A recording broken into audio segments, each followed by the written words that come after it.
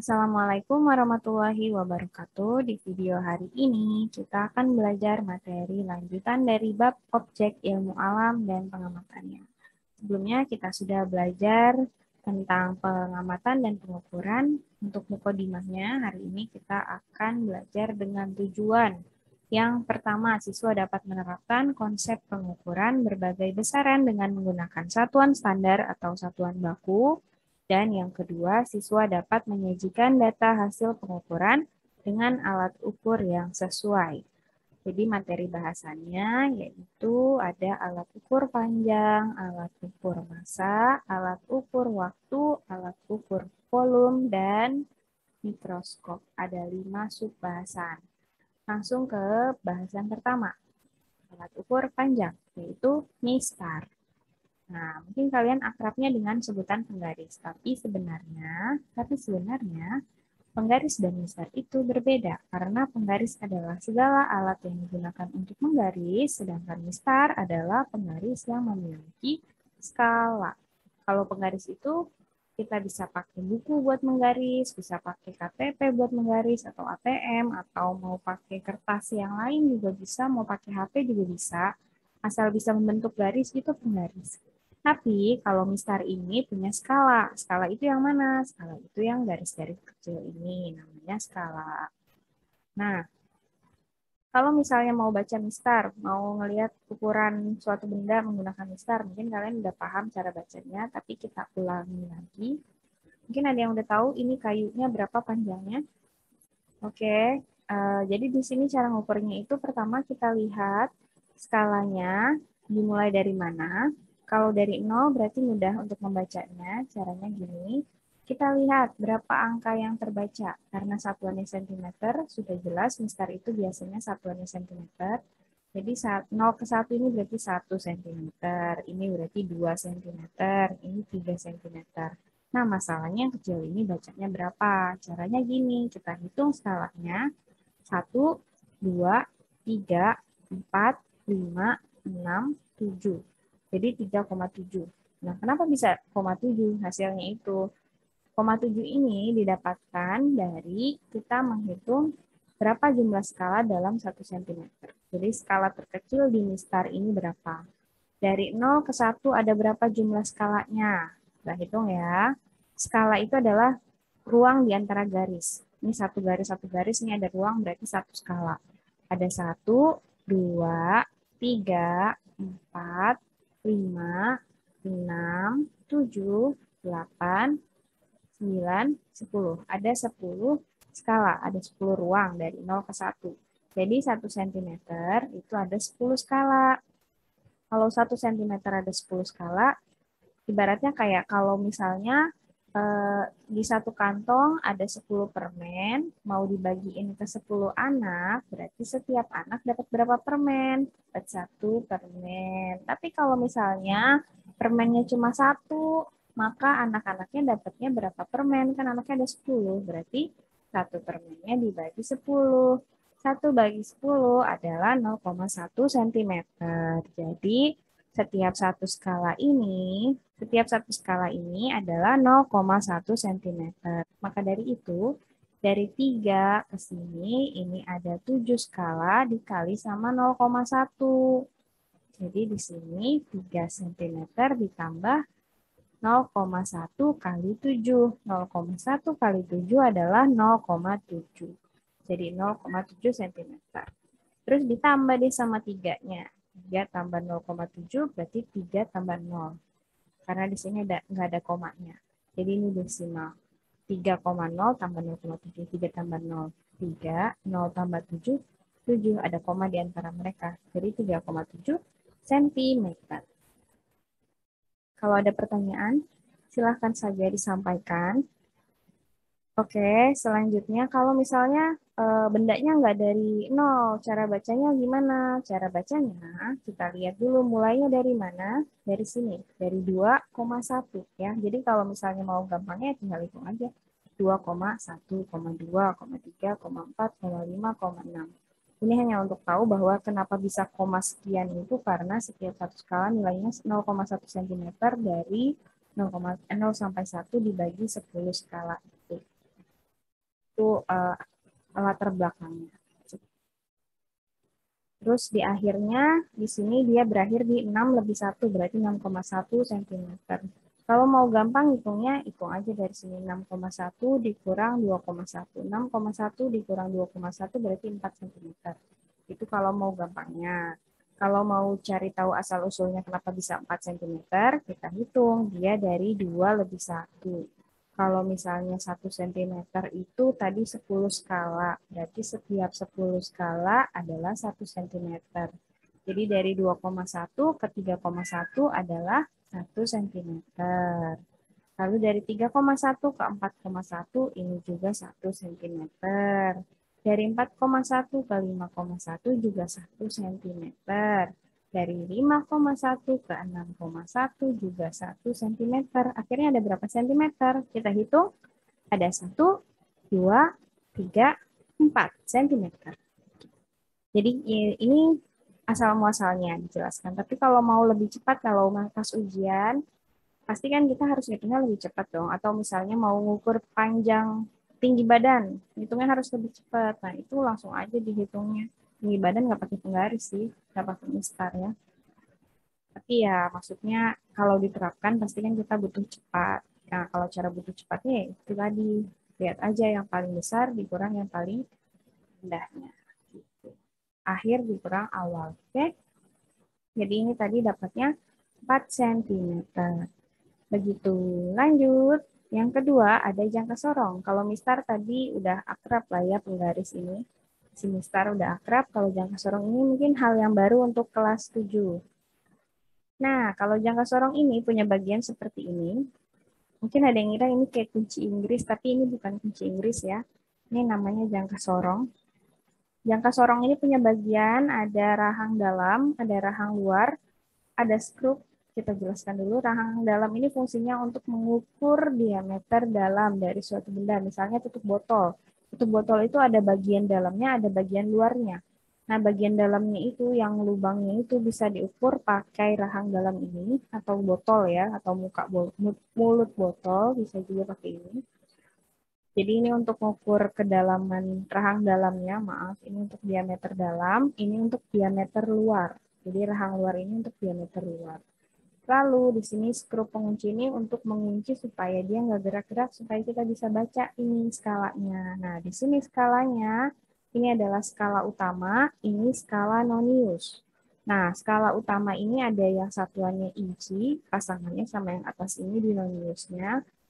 Terus yang bawah sentimeter, ini noniusnya yang ini pasangan.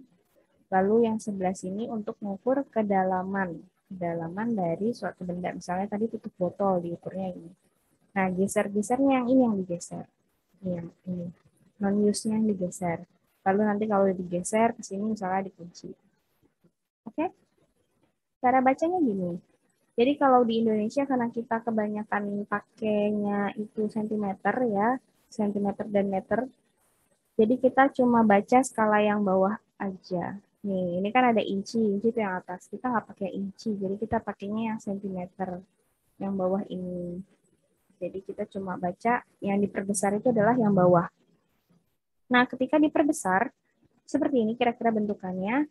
Terus cara bacanya gimana? Cara bacanya adalah pertama-tama kita harus lihat angka skala yang sebelum angka 0 di nonius. Jadi ini skala utama yang atas, ini yang bawah skala nonius. Nah, lihat yang di bawah 0 ini sebelumnya itu berapa besarnya. Jadi garis yang ini tuh nilainya berapa sentimeter.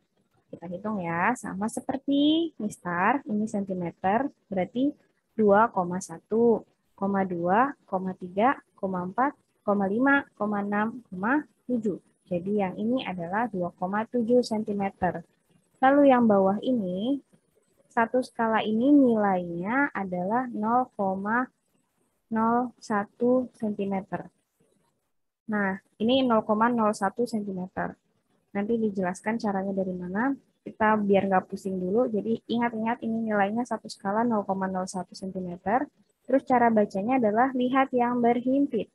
Yang berhimpit dengan skala utama itu yang ini. Nih, kalau ini kan nggak ada pasangannya, ini nggak ada pasangannya, ini juga agak ketiganya agak terlalu ke kanan. Ini nggak ada pasangannya, ini nggak ada. Nah, di sini yang berhimpit satu garis. Kita bulatkan, ini adalah skala keberapa? Kita hitung ya. 1, 2, 3, 4, 5, 6. Nah, kalau mau cepat, nggak usah dihitung yang ini. Lihat aja ini 5, habis itu berarti 6. 6, terus dikali sama tadi. Satu nilai skalanya 0,01. Berarti 6 kali 0,01. Hasilnya adalah 0,06 cm.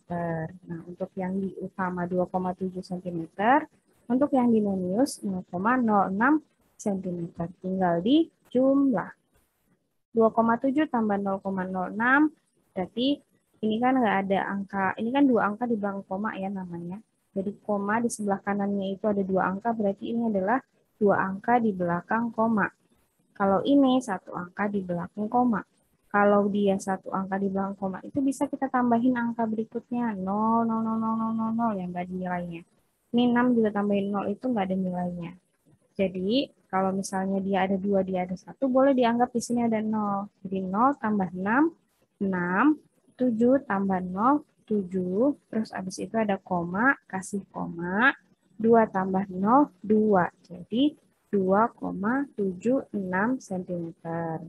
Nah, ini bacanya 2,76 bukan 2,76 karena ini bukan puluhan, kan ini satuan. Setelah itu desimal. Setelah desimal nggak ada puluhan atau ratusan. Baca aja angkanya. Jadi kalau misalnya 2,7698, baca aja gitu. Nggak usah 2,76.900. Itu susah banget. Jadi baca aja angkanya seperti membaca satuan. Oke? Nah, terus kenapa bisa dapat 0,01 cm? Tadi coba diingat-ingat. Kenapa bisa ini dapatnya 0,1 cm yang di MISTA? Karena 0 ke 1 ada 10 skala, akhirnya satu skala nilainya adalah 1 bagi 10 gitu kan. Kenapa dia bisa dibagi 10? Karena ini yang paling kecil. Kalau di sini skala paling kecil itu yang ini. Jadi skala paling kecil ini nilainya adalah 1 kali ini. Ya. Jadi satu nilai ini sama dengan sejumlah skala ini, sama seperti ini. 1 cm sama dengan sejumlah skala ini. Satu skala kecil ini sama dengan 10 skala ini. Ini skala kecilnya berapa nilainya tadi? Sama seperti mistar, nilainya satu skala kecil di skala utama adalah 0,1 cm. Terus dibagi sama jumlah skala di nonius. Ada berapa jumlahnya? Ada 10. Jadi 0,1 cm dibagi 10. 0,1 dibagi 10 itu sama dengan 0,01 cm. Jadi 0,1 bagi 10. 10 itu berarti satu angka di belakang koma. Tadi kan 0,1, tambahin lagi nolnya. Jadi 0,01 supaya jadi dua angka di belakang koma. Kalau ada pertanyaan silakan disampaikan. Selanjutnya, yang ketiga mikrometer skrup. Nah, kalau mikrometer skrup ini dia lebih kecil daripada jangka sorong. Kalau jangka sorong masih satuannya itu bisa sentimeter. Kalau mikrometer skrup ini jelajahnya itu cuma sampai di milimeter. Bagiannya di sini ada poros tetap. Ini adalah poros yang tidak bisa bergerak. Lalu di sini ada poros geser yang bisa digeser-geser. Lalu di sini ada frame-nya untuk jadi bendanya ditaruh di sini, lalu nanti bisa di frame-nya ini untuk menampung bendanya meskipun bisa jatuh juga. Lalu di sini pengunci untuk mengunci supaya poros gesernya ini tidak bergeser-geser, jadi kita bisa baca skalanya dengan baik dan benar. Ini skala utamanya, lalu di sini ada skala nonius yang bisa diputar, jadi bisa juga disebutnya skala putar. Lalu pemutarnya ini fungsinya untuk memutar si poros geser ini, mau ke sini, mau ke kiri atau ke kanan, ngepasin sama objek yang mau diukur. Lalu ada ratchet. Ratchet fungsinya untuk melakukan pengenolan. Pengenolan itu artinya ketika dia belum melakukan pengukuran atau ketika ini si poros geser ketemu sama poros tetap udah mentok, harus di sini 0 dan di sebelah sini 0. Harus semuanya 0.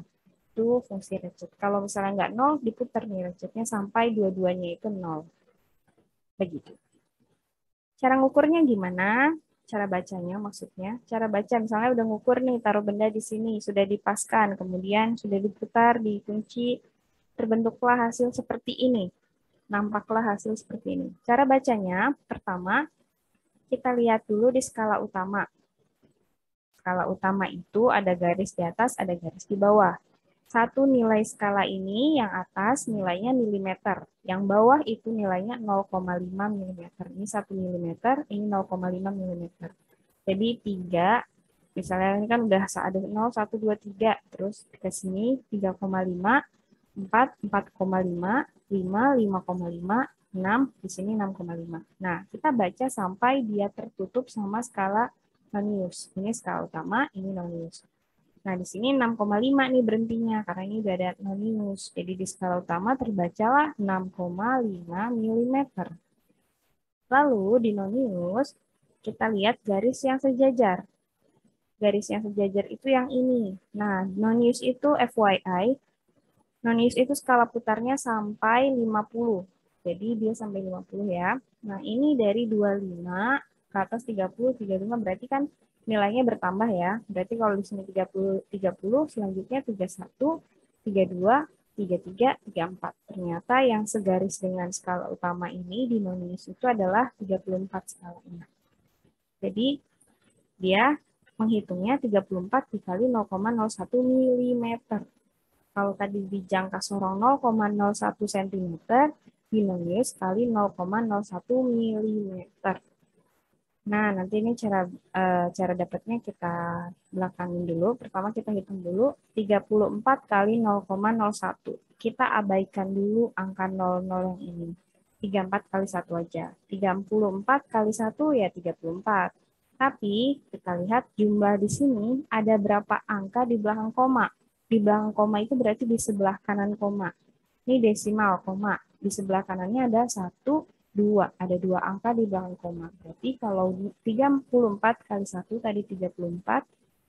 2 angka di belakang koma kan hasilnya. Berarti kita hitung dari belakang. 1, 2, kasih koma. Udah 2 karena 2, terus kasih 0. Jadi 0,34 mm.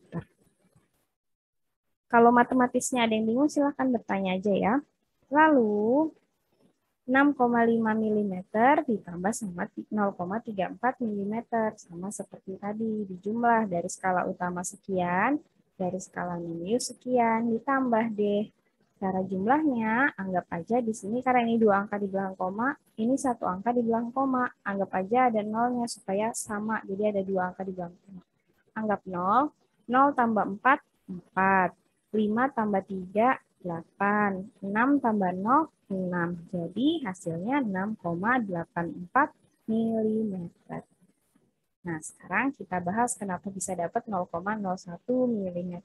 Tadi di sini itu ada skala yang di bawah ini nilainya 0,5. Jadi kalau ini 0, ini 1, 0, 1, sini kasih garis, berarti di sini adalah skala paling kecilnya 0,5 mm.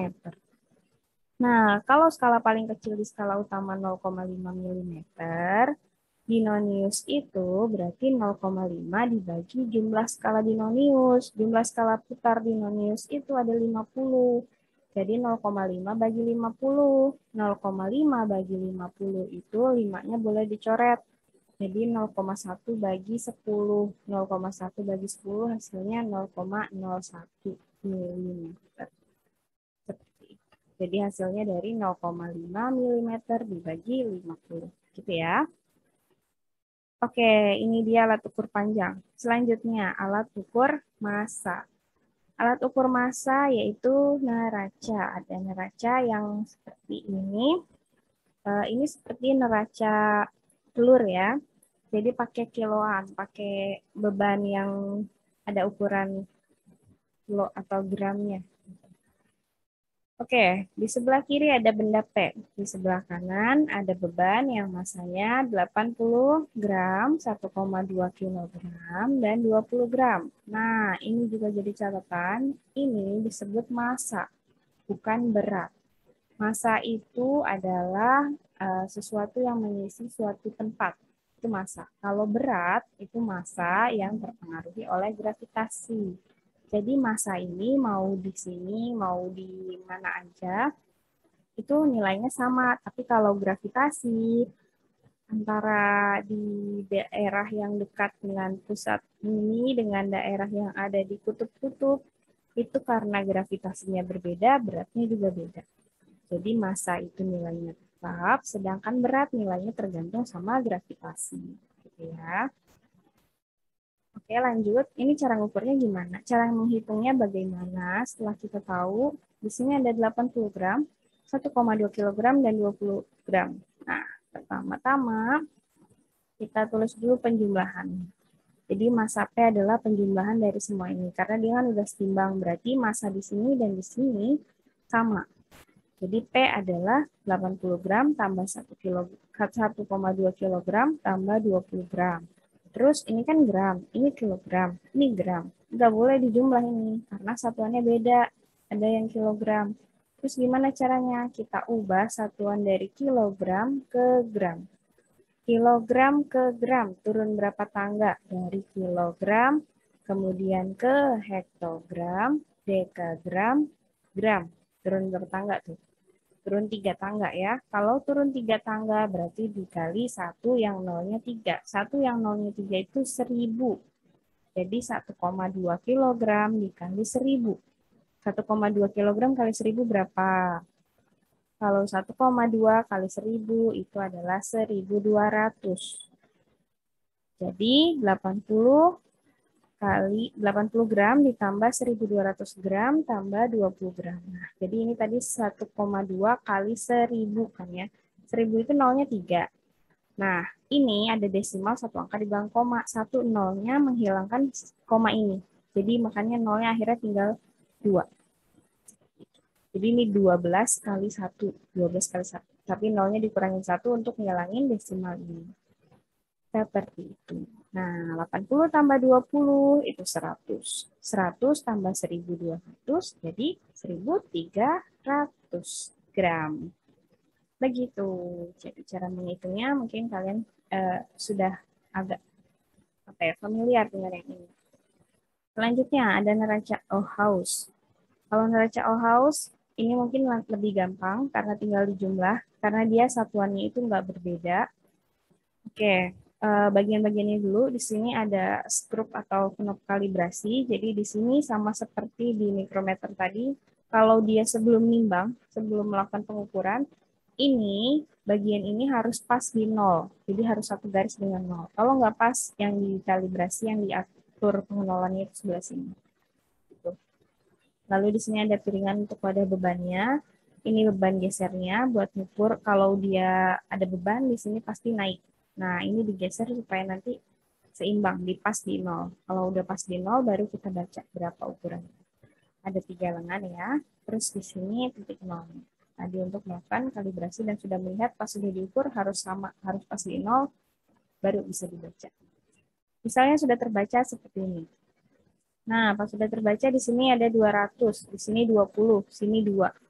Ini yang terbaca. Ini satuannya gram. Jadi dari sini paling besar 200 gram tambah 20 gram tambah 1 gram. Tinggal dijumlah aja. 200 tambah 20 tambah 1. 200 tambah 20 tambah 1 ya 221 gram. Ini lebih mudah bacanya.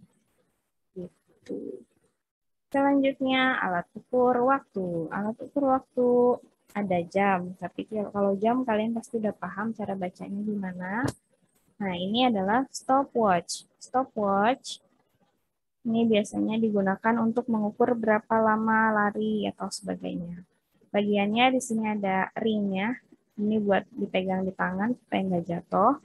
Terus di sini ada start button, tombol startnya. Di sini untuk mereset, misalnya mau mulai kan di sini, terus di reset diulang lagi. Ini untuk menghentikan, misalnya mulai berhenti, habis berhenti ulang lagi reset. Gitu.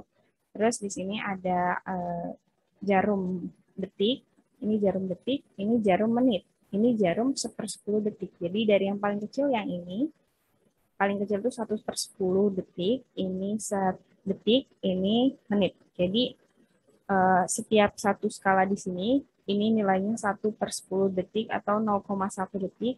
Setiap satu skala di sini, ini nilainya 1 detik. Setiap satu skala di sini, nilainya 1 menit. Ini case-nya.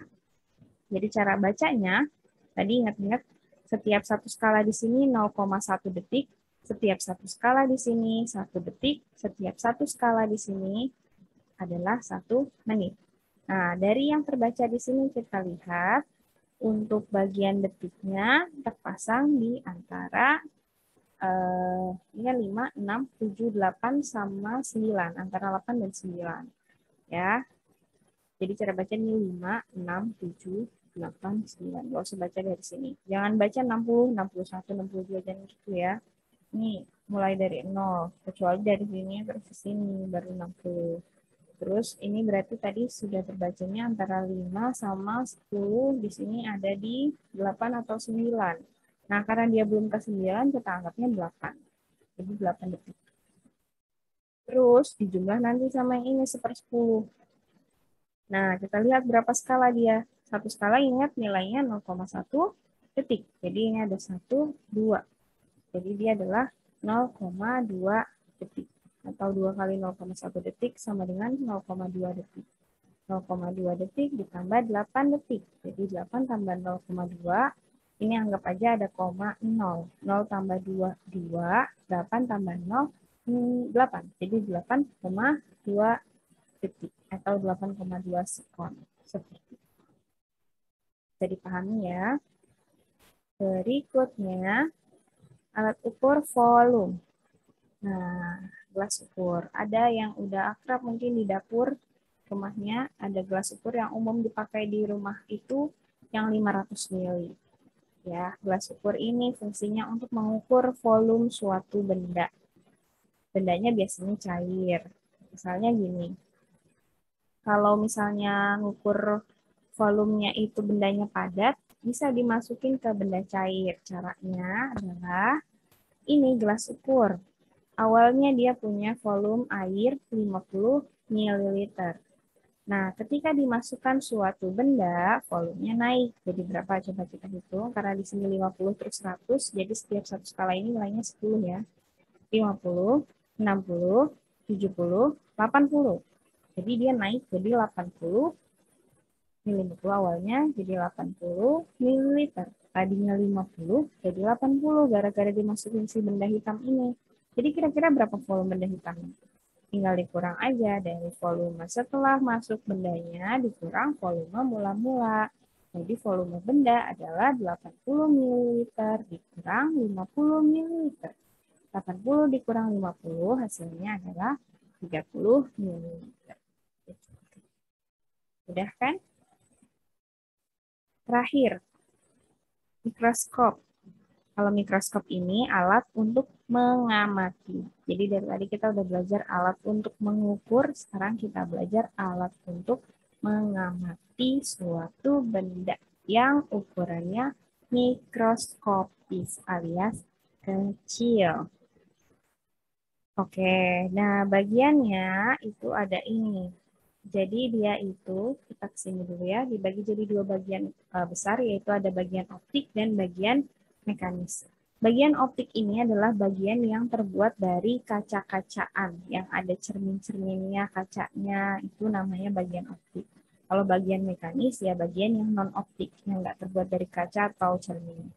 Bagian optik itu terdiri dari ada lensa okuler, ada lensa objektif, ada kondensor, ada diafragma, ada reflektor, lalu bagian mekanisnya lebih banyak. Jadi lensa-lensa ini kan kaca, cermin ya, kaca-kaca gitu. Kaca kondensor ini cermin, ini juga bahannya kaca, pokoknya kaca atau enggak cermin. Bagian mekanisnya itu adalah lengan mikroskop, kaki mikroskop, tubus atau tabung, revolver, makrometer, mikrometer, dan meja preparat. Nah, kita ke sini. Jadi ini bagiannya, lensa okuler ada di sini. Fungsinya, mata kita satu ke sini. Bukan matanya dikeluarin, tapi ditempelin kepalanya sama mata-matanya. Nggak matanya doang kok, sama kepalanya. Ditempelin di sini, satu mata aja. Karena satunya lagi nanti ngeliatin tangan kita udah pas atau enggak. Biasanya mata sebelah kiri kalau kalian pakai tangannya tangan kanan. Tapi kalau kalian tangannya dominan tangan kiri, berarti pakainya mata sebelah kanan. Oke? Yang di sini maksudnya. Ini lensa okuler, jadi buat mata kita di sini. Lalu tabung atau tubus kalau di sini ya. Tabung ini fungsinya untuk menghubungkan lensa okuler dengan lensa objek.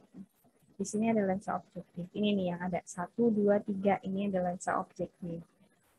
Nah, lensa objektif itu fungsinya untuk melihat objek atau benda yang kita amati. Jadi, ini lensa dari kita, ini nih yang bisa diganti lensa objektif. Mau kita ganti ukurannya berapa perbesarannya, pakai yang ini. Jadi, kita ngamatinya bendanya di sini, ini lensanya ngamatin. Kita bisa lihat dari sini. Gitu. Terus, habis itu ada, yang mana dulu ya? Di sini ada kondensor. Kita ke bagian-bagian optik dulu ya. Di sini ada kondensor, diafragma, dan reflektor atau cermin. Nah, kondensor dan diafragma ini fungsinya untuk mengatur, kondensor, diafragma, dan cermin ini mengatur pencahayaan ke sini. Jadi kita kalau ini untuk yang masih manual ya, jadi nggak menggunakan listrik, kita cari matahari, cahaya matahari, sumber cahaya dicari, dikumpulkan, pakai cermin, diafragma, dan juga kondensor itu ke sini, supaya kita terang, bisa ngelihat objeknya itu dengan terang. Seperti itu. Jadi di sini nanti kita bisa lihat objeknya. Nah, untuk bagian yang mekanisnya, lengan mikroskop itu ada di sini. Ini lengan mikroskop. Nah, kita pegangnya itu, bawa mikroskop itu kalau tangan dominannya kanan, ya, tangan utamanya kanan, maka tangan kanan pegang si lengan ini, tangan kiri pegang si kaki.